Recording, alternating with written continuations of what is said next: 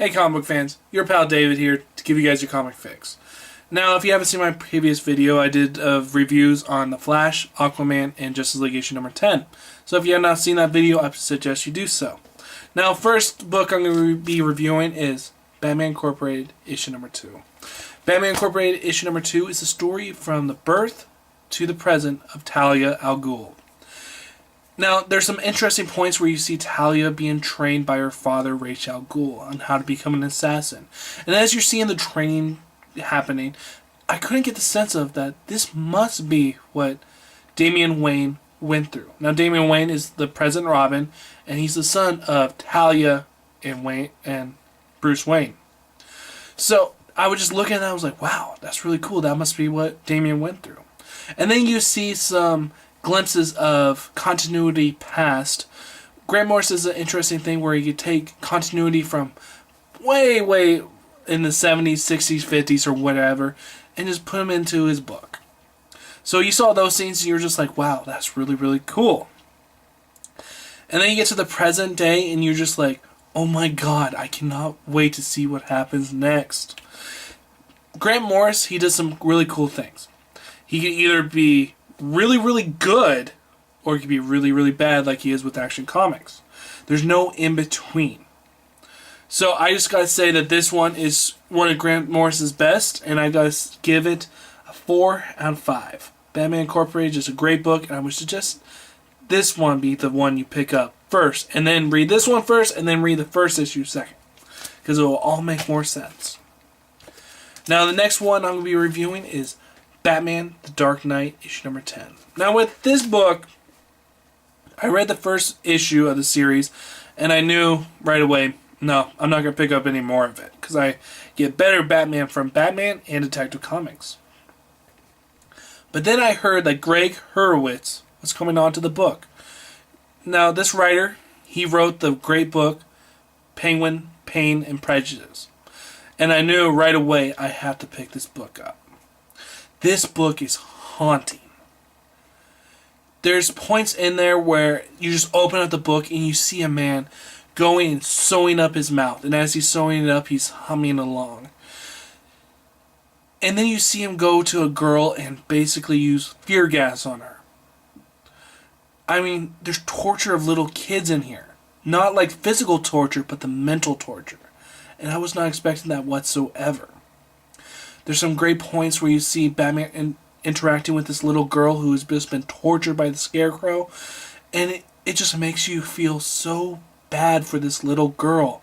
And I love the way that Gregg Hurwitz writes Batman. I mean, this is such a different Batman than the detective and the Batman that you see from Scott Snyder. And I know for certain that this is definitely going to be on the top of my list for now on, as long as Gregg Hurwitz is on writing. Now, David Finch, who is the original writer, and he did the art for Dark Knight, he's still on, and he's doing the art. His art is superb. I mean, just everything that's going on is just so haunting. And then just the combination of these two people, it's just terrifying to see what's going on in this book. I'm going to have to be giving Batman The Dark Knight issue number 10 a 5 out of 5. And if you're really interested in Batman, I would suggest you pick this up. If you're just a comic book fan, pick this up. This book will haunt the hell out of you and make you think. There was a point in there after I got done reading that I actually couldn't go to my next comic because I was just so enthralled with the story that was being told in this book, and I had to think about it. And I just couldn't just jump right into my next book.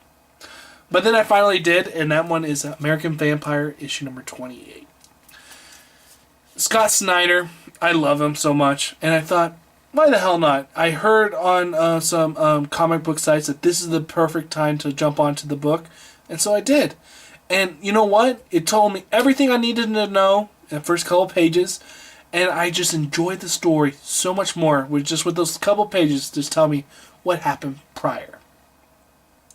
It follows the story of a vampire named Pearl. Her husband has just been attacked by other vampires and is out for her to seek revenge. And when you're going through the story, you just get the sense of Pearl that she's just so tormented by her being a vampire, and she wants to help out her husband so much, but her husband made her make a promise that no matter what, he will not turn him into a vampire, even if the worst of the worst happens. And I just love that part of the book. And then you learn about the Blacklist. The Blacklist is the new story arc that's going on. And you find out that some people in Hollywood are keeping vampires hidden in their homes. So it's up to her and a guy named Sweet something. I can't remember his name. But it's up for these two to go and find them and get some answers and kick some major vampire ass. This book is just fantastic, and if you're thinking about picking up American Vampire, this is the perfect point to pick up on, and it'll just tell you everything you need to know, and then you just enjoy the story. I'm going to give American Vampire, issue number 28, a 4 out of 5. Now, these last 3 books that I just reviewed are fantastic. I would recommend everybody picking up these 3 books, especially Batman the Dark Knight. Well, I hope you guys enjoyed your fix. My name's David, and you guys can follow me on Twitter at FalconXSL, and you guys know what to do. Subscribe at the top, like on the bottom, and thank you for watching.